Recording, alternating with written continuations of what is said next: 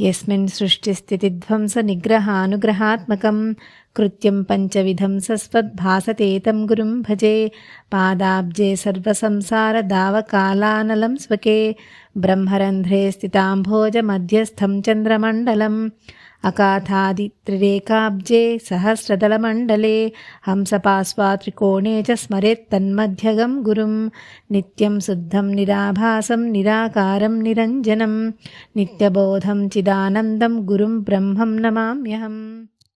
గురుపరబ్రహ్మము సంకల్పము మాత్రము చేతనే సృష్టి స్థితిలయములు చేయును. దుష్ట శిక్షణ శిష్టరక్షణ చేయుటకై అవతారములను ఎత్తు నిగ్రహ అనుగ్రహ సమర్థత కలిగి ఉండును. గురుపరబ్రహ్మము ఆ విధముగా సృష్టి స్థితి లయ నిగ్రహ అనుగ్రహ అనడి పంచకార్యములను చేయును. అట్టి గురుపరబ్రహ్మమునకు నమస్కారములు. గురుపరబ్రహ్మ పాదార విందములు ఈ సంసారము యొక్క దుఃఖ సమూహమును దగ్ధము చేయు దావానలము ధరించి ఉన్నవి. అనగా గురుపరబ్రహ్మ చరణములను ఆశ్రయించుట వలన అజ్ఞానారణ్యము దహించబడి జ్ఞానోదయమగును. గురుపరబ్రహ్మము సంసార తాపములను నశింపచేయును.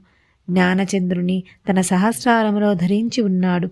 అనగా బ్రహ్మరంధ్రము అను గురుస్థానమున చంద్రస్వరూప హంస నిరాటంకముగా విహరించుచున్నది. అట్టి గురుపరబ్రహ్మమునకు నమస్కారములు. అకారము మొదలు అహా వరకు 16 వర్ణములు, కకారము నుండి తకారము వరకు 16 వర్ణములు, దకారము నుండి లకారము వరకు 16 వర్ణములు. ఈ 48 అక్షరములు త్రిరేఖలుగా ఉన్న ఒక కమలము. ఇది ఏ సహస్రదళ కమలము. ఈ సహస్ర కమలమునందే గురుపరబ్రహ్మ ఉన్నది. జీవుని స్థానము కంఠమునందు ఉన్న విశుద్ధి చక్రము కాగా, ఈశ్వరుని స్థానము భ్రూమధ్య అనగా గురుదేవుని స్థానము జీవేశ్వరులకు అధిగమించినది. ఈ భ్రూమధ్య స్థానముననే త్రికూట స్థానము అందురు. త్రికూట స్థానమునందే శ్రీ గురుపరమాత్మ కూటస్థుడే సాక్షిగా నుండును. సహస్రార కమలము యొక్క పార్శ్వభాగముల యందు సూర్యచంద్ర మండలములు ఉన్నవి. వాని యందు జ్యోతిస్వరూపునిగా శ్రీ గురుపరబ్రహ్మము అంశయ్యై విరాజిల్లుచున్నాడు. సర్వదృశ్యరహిత స్థానముకు సహస్రార కమలమునందే అఖండ జ్ఞానము కలుగుచున్నది. అపాకృత బుద్ధి గలవారికి ఇచటనే నిర్వికల్ప సమాధి లభ్యమగును.